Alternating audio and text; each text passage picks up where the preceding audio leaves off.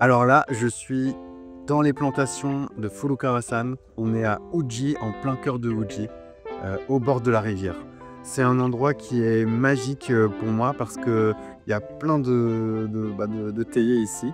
Là, ce sont des théiers qui ont seulement 4 ans et qui vont vivre leur première récolte. On est à peu près à 2 semaines de la récolte. Donc les jeunes pousses sont là, elles sont sorties. Et ce qui sera récolté, ce sera en fait juste ça, là, comme ça, tac. Donc ça, ce sont des cépages Ta et Midori. Ils sont jaunes, mais là-bas, ce que tu peux voir maintenant, ce sont des cépages Sa Midori. Donc une petite différence. Un cépage différent qui est plus vraiment un cépage traditionnel de Kyoto.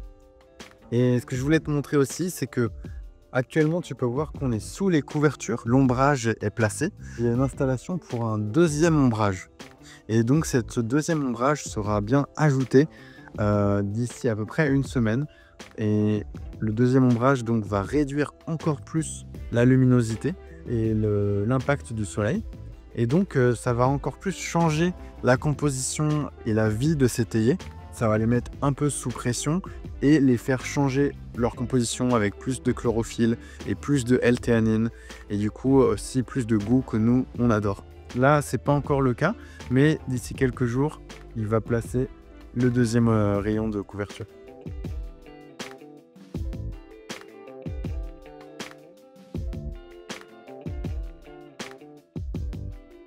Ici, on est dans un autre jardin de thé. Celui-là, ce qui est intéressant, c'est que ce sont des plants qui ont à peu près une quinzaine d'années. Ça fait 5 ans qu'il les a placés en bio, du coup. Donc, pour placer en bio, il y a une période de transition de 3 ans. Et ensuite, tu peux vendre ton thé en tant que bio, en tant que cultivateur. Donc là, ça fait 5 ans que c'est bio. Et en fait, je lui ai demandé, mais pourquoi tu l'as changé en bio? Il m'a dit, ben, en fait, cette parcelle, il y a personne d'autre autour. Donc, c'est beaucoup plus facile de le transformer en agriculture bio. Et ici, à Uji, il n'y a pas d'autres cultivateurs qui font vraiment du thé qui provient vraiment de Uji. Donc, il y a beaucoup de thé, c'est une petite parenthèse, mais il y a beaucoup de thé qui sont appelés des thés de Uji, mais qui en vrai ne sont pas vraiment à Uji même, tu vois. Et ici, c'est une des seules plantations bio à Uji. Donc c'est vraiment spécial. C'est un champ qui a été converti en agriculture bio il y a 5 ans.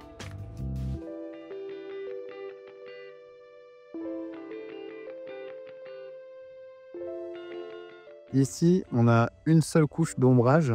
Et donc cette couche d'ombrage, elle bloque 80% de la lumière du soleil. Alors que ici, on a une deuxième couche d'ombrage qui est ajoutée. Et on n'a que 1% de la lumière du soleil qui peut passer et qui peut atteindre ces théiers. C'est la phase finale de l'ombrage. Une phase qui va durer une dizaine ou une quinzaine de jours en fonction de la décision de Furukawa-san, en fonction de la robustesse de ces plants. C'est vraiment cette étape qui va tout changer dans le goût du matcha et le goût du thé. On va avoir le changement de la composition chimique du plant. Il va y avoir plus de L-théanine, de chlorophylle et le goût du coup sera bien plus umami et délicieux.